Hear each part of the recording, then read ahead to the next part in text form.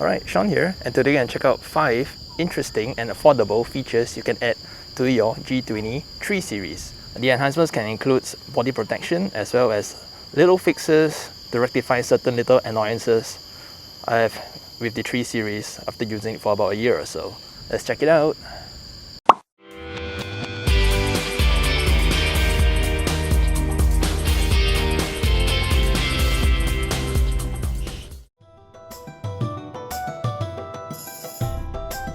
Alright, the first enhancement is on the center console area, namely the button area here.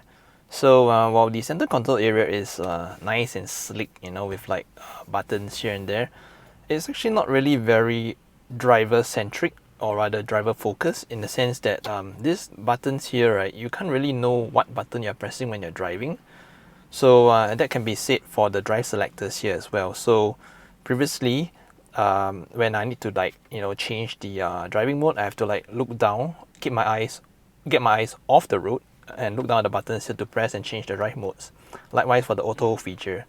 So as you can see right here, right, you can see little dimples over here.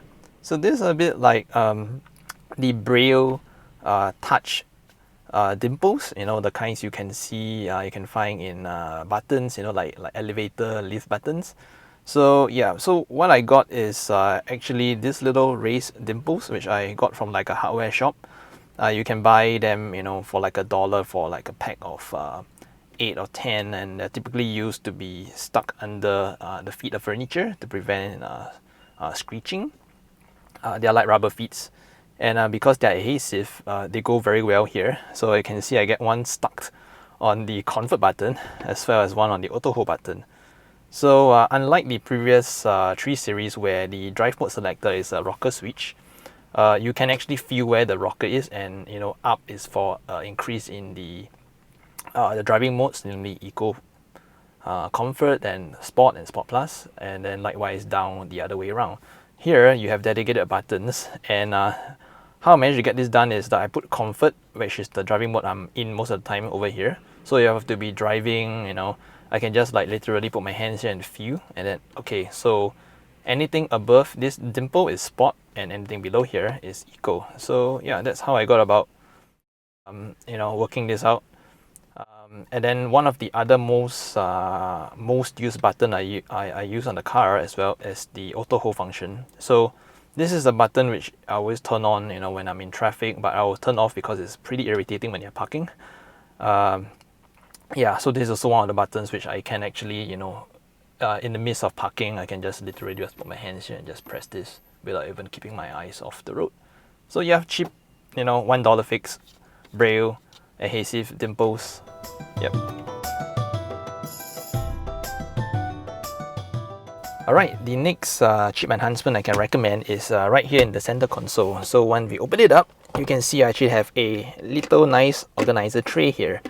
So what we have here is actually a really deep center console.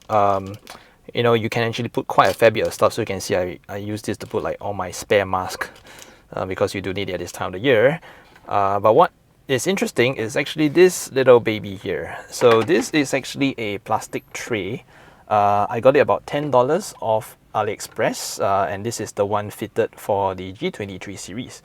It has a nice rubber mat here, an insert, so it kind of sits on the plastic bottom here, and it does a really good job in keeping loose plastics, coins, and your sunglasses in without even doing much of a rattle, especially when driving around. So I got this over here, and it's stuck on using a adhesive Velcro strip, which keeps this in place here. So yeah, it makes full use of the depth of your center console, and I strongly recommend this as a good place to put your sunglasses and stuff, especially when you keep things out of the dashboard area, and into this area where it's less attractive to theft. Yep, one enhancement there.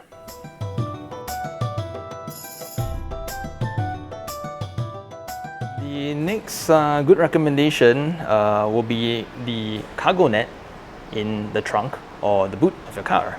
So this is actually an aftermarket net which I got off AliExpress. It costed me about $10-ish. This is particularly useful if you didn't manage to spec your car from the factory with the BMW net, which do actually cost an upward of $90 over if you go for it. But this is, after using this for 1 year, it's actually surprisingly as good as the one provided by BMW. So what you get is actually a large net with a clip like that, a plastic clip on each of the 4 corners here. Okay, and you're able to put the net down through the availability of 4 tethering points each corner of the boot area. So namely, you can see there is one tether point over there, one metal tether point, and that's clipped on using the hook there. Likewise for the one there and over here. So they do have a net here in the boot area, which you can actually use this to clip on right here, like so it does hold your groceries down pretty well and stop stuff rolling about. A good $10 fix, really, for something which otherwise costs you $90 from BMW.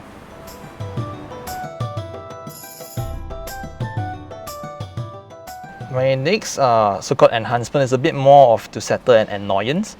So this is the B pillar of the car, and you do get the seat belts over here. So when you're driving along, right, they do get pretty noisy, especially when the metal bit of the seat belt goes around rubbing on to this plastic here. So sometimes it can get really irritating when you're driving. And to make matters worse, this is actually really harsh, hard plastic. It's kind of disappointing that BMW have such harsh, scratchy plastic rear in the B pillar.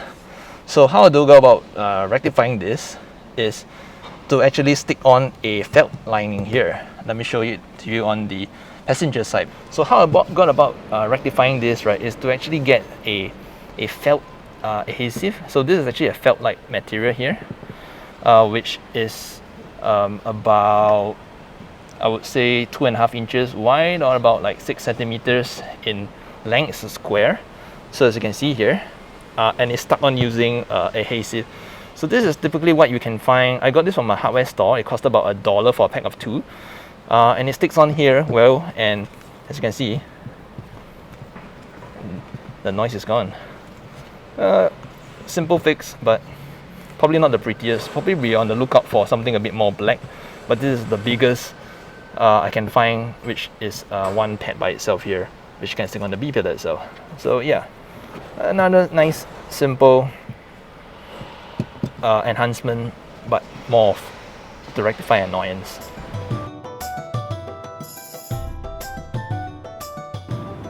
Alright, so my next recommendation here will be more on the protective nature, namely to protect the exterior of your car. So what I got applied onto the headlamps here, right, is actually a paint protection film. It's actually technically a plastic-based film, which is something a bit like this. It's nice, playable, and when it's wet, right, it sticks onto surfaces, which you can use to protect as a, I would say, invisible armor. So this is quite synonymous to the body protection film we find on handphones, namely those we've seen under the brand ZAC, under the trademark Invisible Shield. So it's along that same line of thought, but it's just that now it's a lot bigger and it goes around your car.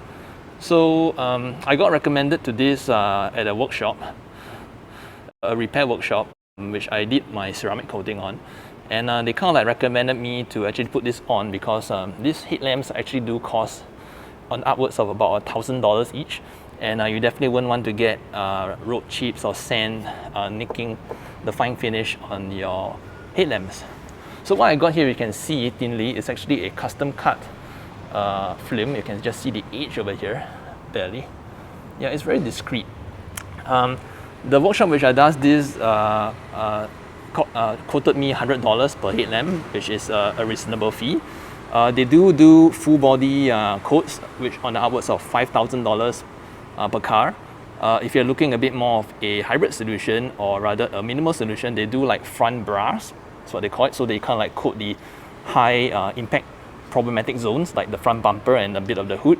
That will set you back about $1,000 or so. So it's not exactly cheap, but it's a bit of an investment.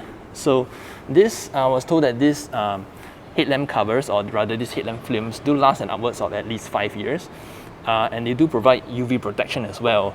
So you know, previously before putting this on, I had to apply a headlamp UV protected liquid on at least every 2 to 3 weeks or so, to prevent to prolong the lifespan of the headlamps and prevent them from yellowing over time. So yeah, applying this film actually reduces the need to do this at all. So it's kind of maintenance free. So $100 for this, and not having to apply UV protection, and a peace of mind. You know, like where I drive, they do get quite a fair bit of sand and dirt nicking the headlamps. So I think $100 is a fairly good investment compared to, say, spending over $1,000 to replace actually a unit like that. Yep. Alright, so that wraps up the 5 enhancements I have to share on the 3 series. If you like to see more videos like that, or have a query on the car in general, do feel free to leave it in the comments below. I'll be more than happy to answer your questions. Likewise, if you like this video, do give it a thumbs up, subscribe for more, and I'll see you in the next video. Sean out.